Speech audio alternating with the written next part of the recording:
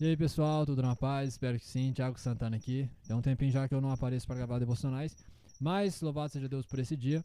Eu vou tentar falar um pouco mais próximo do microfone e aumentar a captação dele, porque tem um grilo abençoado aqui e, se eu não me engano, ele está na parte de cima da telha da minha casa. Não está nem aqui no meu quarto de fato para conseguir repreendê-lo, se é que vocês me entendem, mas vou tentar gravar o devocional assim.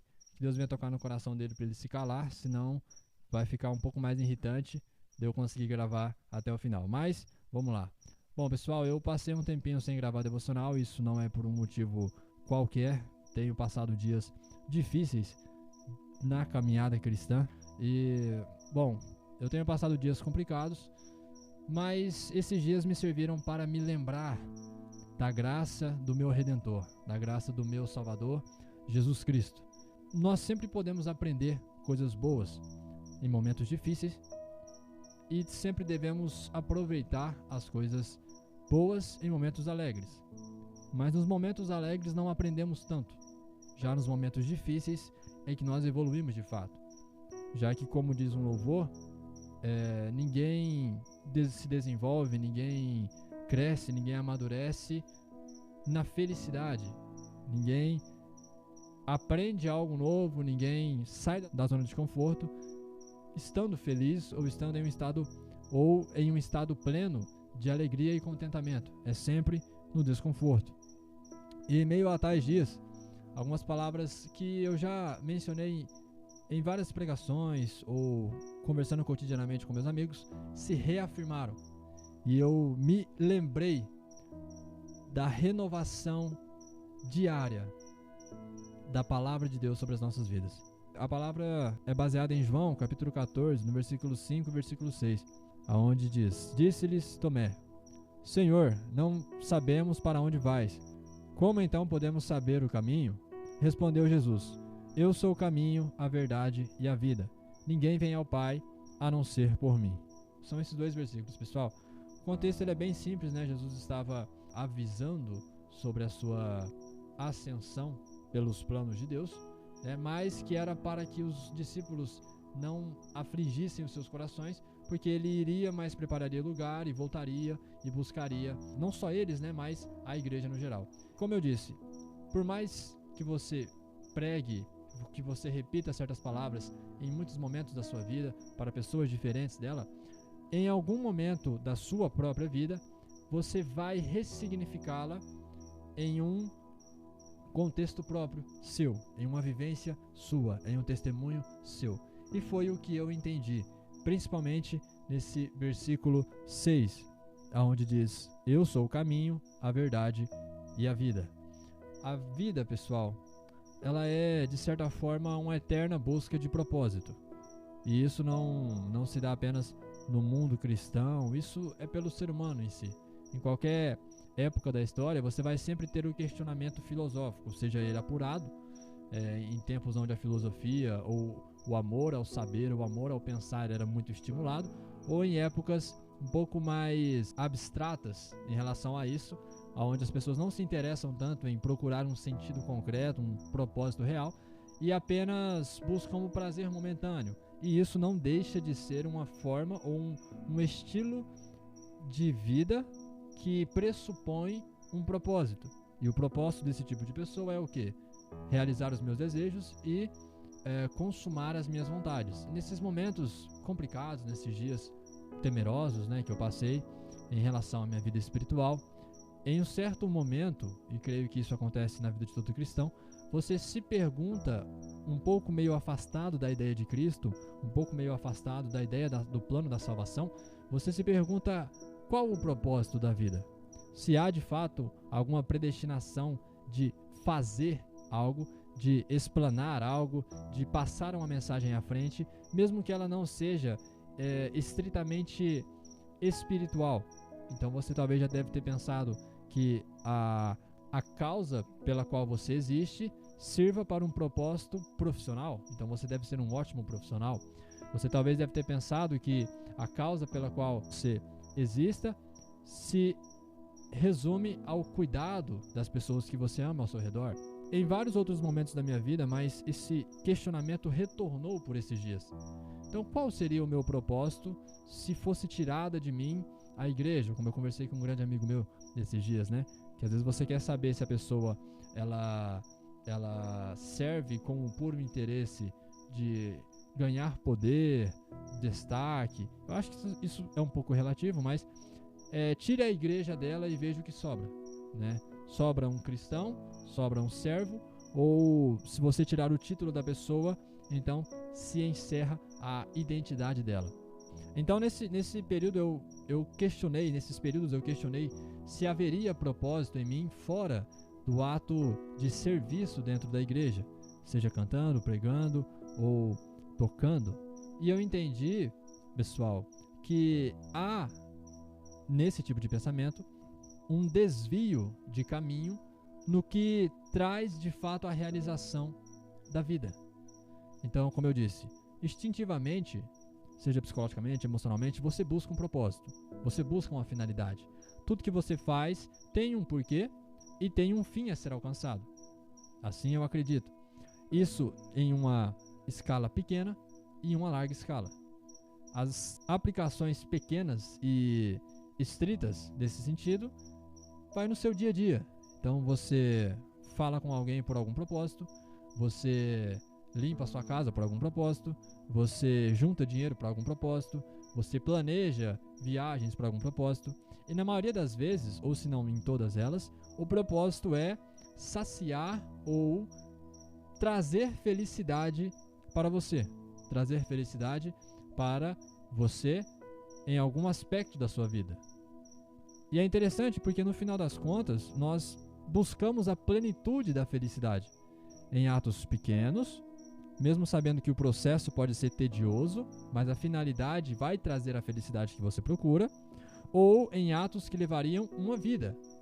E apesar disso, o final, o alcance dessa meta atingida traz felicidade a você.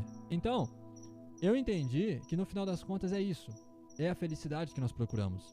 É um propósito que nos faz sentir úteis para algum princípio, para algum plano maior. Eu quero que vocês entendam que, mesmo fora de um ambiente espiritual, mesmo fora de um segmento espiritual, a busca continua sendo por felicidade na sua vida inteira, em momentos curtos, médios e a longo prazo. Sempre há um contentamento a ser buscado, e isso vai ser demonstrado por várias formas, seja pelo prazer íntimo, seja pelo prazer em festas, em aglomerações, seja pelo prazer em viajar, seja pelo prazer em ingerir substâncias ou aplicar substâncias químicas para que você sinta várias emoções, sinta várias sensações que te trazem um gozo momentâneo, e isso é redundante e te faz chegar à conclusão que eu acabei de citar. É sempre para uma felicidade. E eu quero fazer a divisão entre dois tipos de felicidade aqui: o prazer e a alegria. O prazer eu quero destacar como algo momentâneo. É aquela felicidade onde você tem, por exemplo, em coisinhas simples, de você limpar a sua casa, ou de você conseguir montar um quebra-cabeça. É um momento de realização, te traz prazer e é momentâneo, logo ele vai passar, certo? A alegria talvez seja o estado pleno da felicidade que nós buscamos a vida toda. Quando você, por exemplo, coloca como meta de vida passar em um concurso público específico, a plenitude da alegria é você ser aprovado e então poder viver feliz. Algumas pessoas que projetam a sua felicidade apenas após encontrar uma pessoa querida ou amável, projeta que a plenitude da sua alegria será apenas quando essa pessoa chegar e esse relacionamento for instaurado, esse relacionamento for concreto e a esperança suprida desse relacionamento ser para o restante da vida. E aí ela ganha um propósito, e aí ela ganha, na verdade, o start para que você sinta a felicidade que tanto buscou. Mas olha que interessante, eu quero destacar nessa frase, eu sou o caminho, a verdade e a vida, em 2 aspectos. Primeiro, Cristo resume-se aos 3. Ele é o caminho, ele é por onde se passa, ele é a verdade, ou seja, a materialização do que é honesto, verdadeiro, onde não há mentiras, é Cristo. E ele é a vida. Em todos os sentidos, dele emana a vida e dele volta a vida. E a ele é dado o controle de todas as fases, em todos os aspectos que a vida pode ter. Em Cristo, temos a completude de todo o propósito. E é isso que me trouxe paz a esses dias. Por mais que eu tente seguir outros planos na minha vida secular, na minha vida fora do âmbito espiritual, se é que tem como, né, dividir entre material e espiritual de fato, mas fora do âmbito congregacional, eu percebi que eu não me contento com nenhum propósito a ser servido em tempo integral da minha vida, a não ser que glorifique diretamente o nome de Jesus. E eu não estou falando isso para me vangloriar. As minhas conclusões no que diz respeito a propósito de vida são lógicas, não são emocionalistas ou não são planejadas, são lógicas. Eu entendi que todas as outras áreas que possam envolver as minhas virtudes fora do âmbito congregacional podem ser utilizadas de forma seca, de forma sem vida, apenas em prol do dinheiro ou de algum tipo de realização profissional, pessoal, através dos títulos e honrarias que esse mundo nos dá. Mas a plenitude da alegria eu só alcanço e só consigo vê-la, só consigo contemplá-la se aquilo que eu fizer como propósito de vida glorifique a Jesus Cristo diretamente. E é aqui onde eu entendo, mais uma vez, a completude de Deus sobre as nossas vidas. Não há nada que valha a pena além de Cristo. Eu não estou falando além de Cristo naquele sentido de exclusividade, também, mas eu quero dizer que não há nada além, sobre, ou como se houvesse uma fronteira e da fronteira para frente a outros lugares.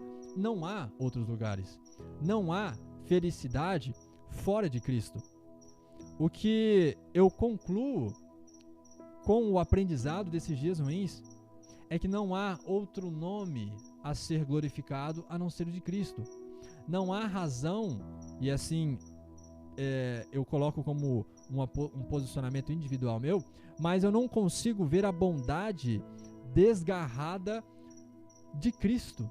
Eu não consigo me ver como um ente independente que consegue ser bom sem estar atrelado, minimamente que seja, a uma essência divina que vem do amor de Cristo. Pois, ao meu ver, a bondade não está em Cristo. A bondade é Cristo. A verdade, ela não está contida ela não está como se fosse um objeto nas mãos de Jesus. A verdade, ela é Jesus. Assim como a santidade não é algo que Deus coloca sobre si e retira sobre si. A santidade é o próprio Deus. Ela emana do próprio Deus. Assim como a bondade, a paz e tudo que há de bom a ser replicado ou reproduzido. Então, pessoal, se vocês precisam de um testemunho que não seja de uma pessoa por perto, já que eu não convivo provavelmente no dia a dia com as poucas pessoas que vão ver esse vídeo, que fique aqui esse testemunho de alguém que buscou caminhos diferentes, não experimentei. Eu busquei, eu conjecturei caminhos diferentes e entendi que não há propósito que mais valha a pena, ou não há propósito que valha a pena, a não ser aquele que segmenta a glorificação de Jesus Cristo diretamente. Diretamente. E aqui eu não me limito ao serviço congregacional através do diaconato, dos dons ministeriais, né? Mas eu digo no sentido de transparecer a Cristo e creditá-lo pelo que você é, pois o que você só é belo, só é virtuoso, só é bom, só traz graça, só inspira sentimentos bons, porque isso é Cristo em você. Isso é Cristo em você.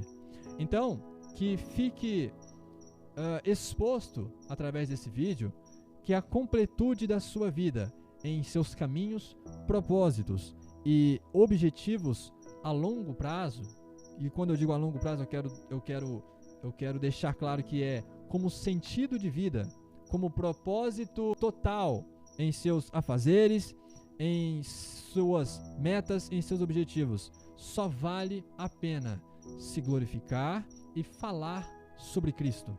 Nenhum outro propósito, por mais recompensador que isso pareça, não trará a felicidade em sua essência, pois a felicidade em sua pureza só é encontrada em Jesus. Não há outro lugar, não há além de Jesus, não há outro prazer ou outra alegria momentânea que seja, que se equipara a servir ou a parecer ou a amar Jesus Cristo, nosso Salvador. Pessoal, essa é a mensagem que eu quero deixar. Eu estou olhando ali no computador porque eu estou tentando ver se está captando ainda o áudio aqui. Tá? O grilo não parou, mas eu vou colocar um fundo, talvez tampe ainda mais um pouquinho, para não ficar tão incômodo a vocês. Tá? Deus abençoe você que assistiu esse vídeo até aqui. Deixe nos comentários, pessoal, se talvez alguma dessas pequenas palavras edificaram a sua vida de alguma forma. Tá? E louvado seja Deus por isso. Se inscreve aqui no meu canal, me segue lá no Instagram, vou estar postando agora os cortes de algumas dessas palavras dos devocionais. Logo eu quero trazer sermões completos aqui, tá? De pregações que eu já ministrei em outras igrejas e que eu quero também publicar para que vocês assistam e talvez tirem algo de bom delas. Louvado seja Deus, Deus abençoe seu dia, Deus abençoe sua semana e até o próximo vídeo.